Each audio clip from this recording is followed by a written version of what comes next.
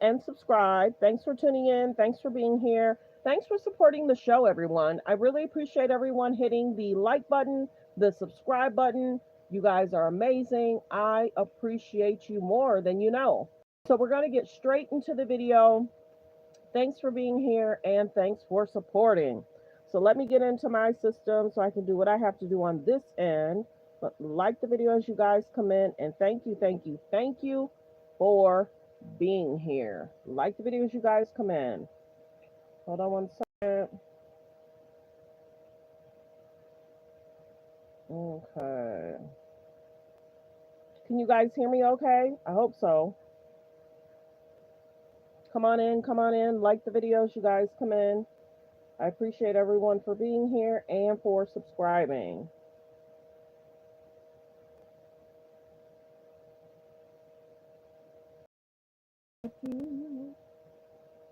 I hope everyone's having an amazing day, amazing morning.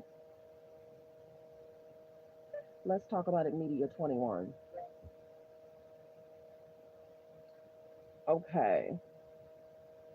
I'm going to do my disclaimer. Like the video as you guys come in. I appreciate it. I appreciate you all. Thank you for being here, and thank you for supporting the show. Let me see. I'm gonna just go ahead. You want, not just for Trump, but for those lawmakers who hitched their wagons to the MAGA movement. Tomorrow will make it 7 months since Trump's second term began. This afternoon, proof of an age-old principle that you can fool some of the people all of the time, and all of the people some of the time, but you cannot fool all of the people all of the time. Donald Trump, take notes, because right now the American people are mad at you. Call it a reckoning if you want. Not just for Trump, but for those lawmakers who've hitched their wagons to the MAGA movement. Tomorrow will make it 7 months since Trump's second term began. I know it feels like 11 years.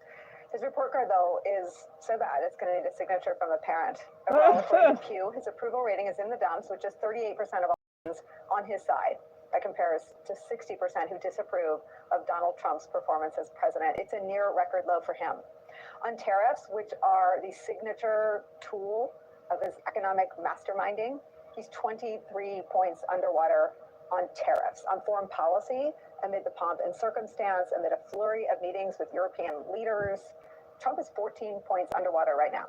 And on his administration's handling of the Jeffrey Epstein controversy, largely ginned up by his own coalition and base of core supporters, Pew says just 25% of all Americans approve of how he's handling that. And it compares to 70% who do not approve of how Donald Trump is handling the Jeffrey Epstein files. Before you write any of that off as a small matter, go beyond the numbers. Look at what elected Republicans are hearing about the so-called Epstein files. This is from Wyoming. Wyoming is a state Donald Trump won by nearly 50 points a few months ago. I don't know if that one's going to come up on the floor, but what a lot of people don't realize is that is for the courts to decide. So you're trying to say it's it is for the courts to decide. Those files are sealed. It is for the courts to decide whether the files can be released. It is the separation of powers issue. It is for the courts to decide. Grand jury transcripts aren't going to get released, right? I can't. There seems to be a lot of sentiment in the House, on the right and the left, to see what's in those Jeffrey Epstein files. Do you support the release of those files? I support it. It's up to the courts to decide. It is up to the courts to decide. Thank you. It's up to the courts to decide. Yes, ma'am. Thank you. It's cute when MAGA is for judges after they're against them and then for them again. That was Congresswoman Harriet Hageman. She replaced Liz Cheney, being called a sycophant by her own constituents. Here's more from her town hall. We have 5 million ballots. My question to you was, how do you feel personally of stripping Americans of those foundational tools of mail-in ballots? Mail-in ballots. Mail-in ballots are not foundational tools. You just said we have to protect it. You're exercising your right to vote without a mail-in ballot. You are absolutely capable of exercising your right to vote without a ballot.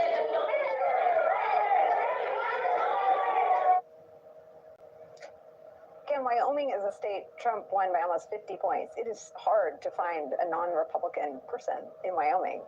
And that's how her town hall went. And it's just the latest example of a Republican lawmaker being confronted by her constituents. It's certainly not an isolated incident, though, especially when voters turn on the TV and see stuff like this. a federal and militarized takeover of Washington, D.C., our nation's capital, in the name of stopping crime, or masked federal agents in the name of ICE, handcuffing and seizing, sometimes violently, people off the streets in American towns and cities, big and small. And while the Trump administration, in its own way, has celebrated these images, Christine Holmes said she loves watching ICE videos, the American people do not feel the same way. A new Reuters poll shows this, quote, just 42% of respondents approve of Trump's performance on crime, and 43% thought he was doing a good job on immigration policy. On all policies, Trump's support came overwhelmingly from Republicans. So again, what about those Republican allies in Congress? Watch what happened to Congresswoman Elise Stefanik in Plattsburgh, New York yesterday, inside her own district, as she reportedly considers a run for New York governor. Our Congresswoman from New York 21, Elise Stefanik. That's what it sounded like outside the government center building in Plattsburgh Monday. Stefanik stepped up to address the crowd twice. Both times, the protesters booed her. The Trump agenda and getting booed off stage, twice from Ms. Stefanik at least, is where we start today with some of our favorite experts and friends. Fox News chief political columnist, MSNBC national affairs analyst John Heilemann is here. Also joining us, the host of the Fast Politics podcast, Vanity Fair special correspondent, MSNBC political analyst Molly Jong-Fast, fresh off a triumphant appearance on the Bill Maher program. And to round out our panel, host of the Bulwark podcast, MSNBC political analyst Tim Miller is here as well. Let me start with you, Tim Miller, on we have data, and as Matt Dowd says, when you have data and you can match it with anecdotal evidence of people having intense enough feelings, one, to show up at a town hall, and two, to express their animosity, it's information, right? It doesn't predetermine the outcome of any election. It's not suggesting that Trump won't regain popularity or rise in the polls, but it is more than a snapshot 7 months in. And to me, it illustrates something that I worried about in the first few weeks, that the freneticism would read as energy and work in progress. It seems that at month 7, the freneticism and chaos are clearly not matched with the perception that the results are what people voted for. What is your sense of where Trump is in this moment? I think that's right. Look, it's not like he's in free fall. You don't want to overstate it, but for a lot of voters, they're not seeing the change in the economic circumstances that they wanted. And then certain types of voters have complaints about certain types of things that he's been doing. That in some cases upsetting his own base on issues like Epstein. In some cases upsetting, kind of libertarianish independent voters with the immigration regime. In some cases, just more of his non-political voters who are hoping grocery prices would go down, and they've gone up. And so you kind of have this confluence of factors of the political winds moving away from him. I mean, I promised myself I was not going to obsess over polls in 2025. Like, we're a long way away from the next election.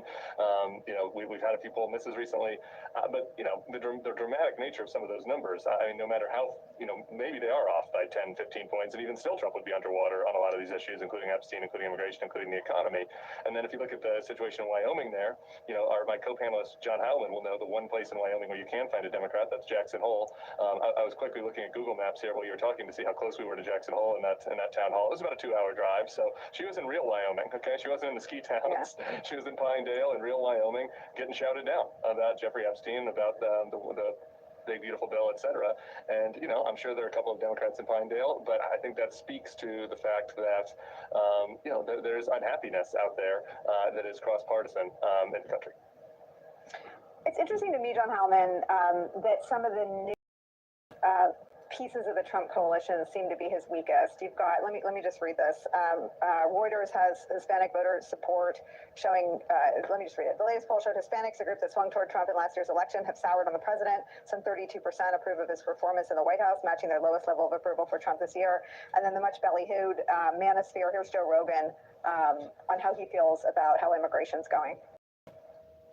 It was a visceral reaction that a lot of people had to the idea of people just showing up and pulling people out of schools and pulling people out of Home Depot and pulling people that were just hardworking people that maybe snuck over here because they didn't have a legal way to get over here. But since they've been here, they've been good people and they're a part of communities. And that's what freaks people out, because when people thought about ICE, they thought, great, we're going to get rid of the gang members. They didn't think, great, you're going to get rid of a landscaper. You might have seen this lady on social media and asked yourself, did she really get that tone figure without doing any cardio? Like the video, fair use reaction clip.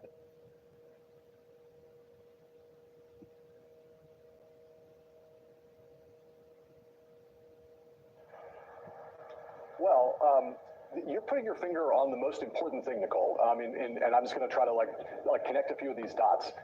Tim just said that Trump is not in free fall.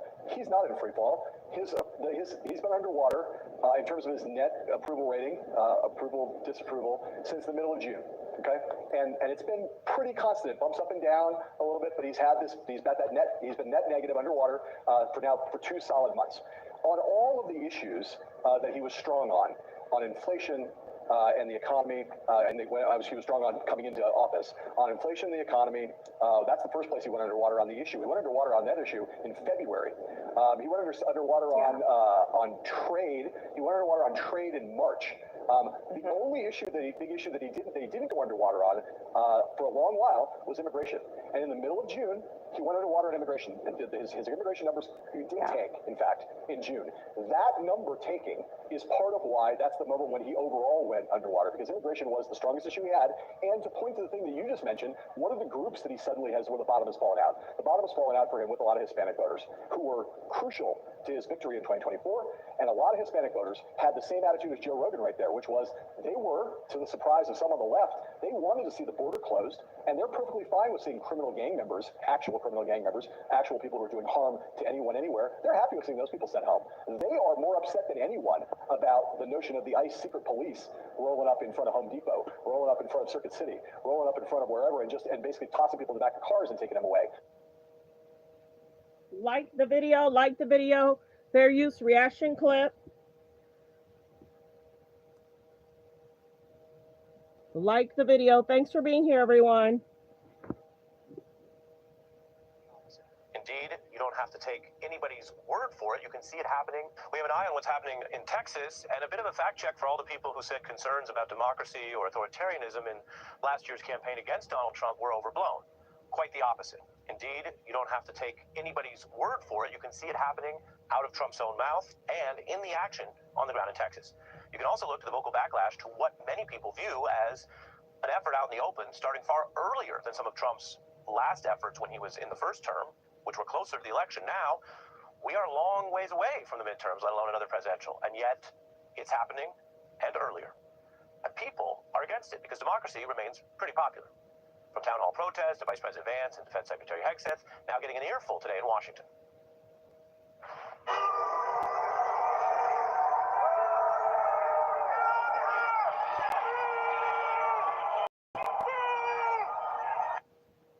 There are a range of concerns, and we can't always interpret boos exactly by their intent, but democracy is one of the big issues. Texas Democrats are also trying to stand up against something that most modern Republicans would have criticized any time before the MAGA era, and that they certainly still are suing to stop when it happens to them in California.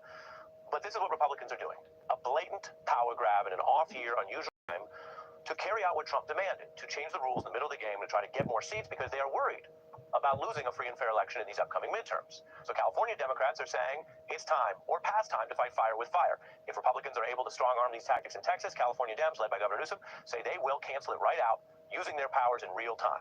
No more long-winded speeches about precedent and declining republic. They are going to do what they say they need to do to blunt what looks like a very abusive, precedent-breaking effort to redraw and kind of basically steal some of these districts in Texas.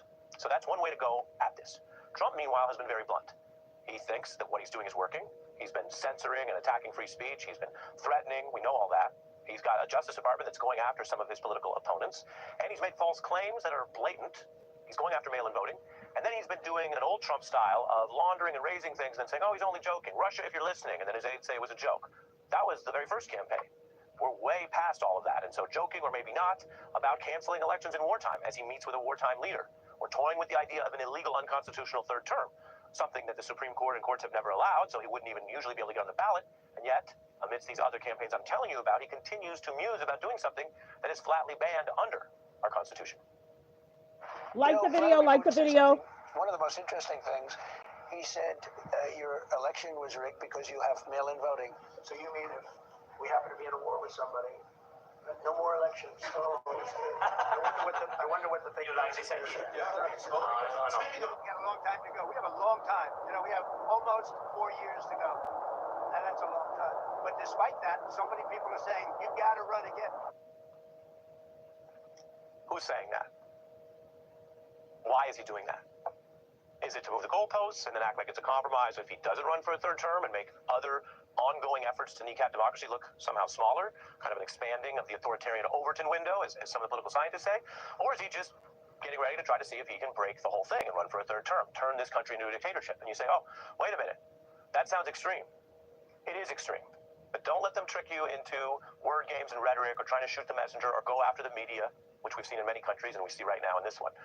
Because what we're talking about is what Donald Trump says and does. We're not talking about, it doesn't even always matter how I describe it to you, as long as you can get. So y'all let me know. Are y'all concerned of what's forthcoming? Note it in the comments. I will be back later this afternoon to do another live and continue this live. Thanks for being here. Copyright disclaimer under Section 107 of the Copyright Act of 1976.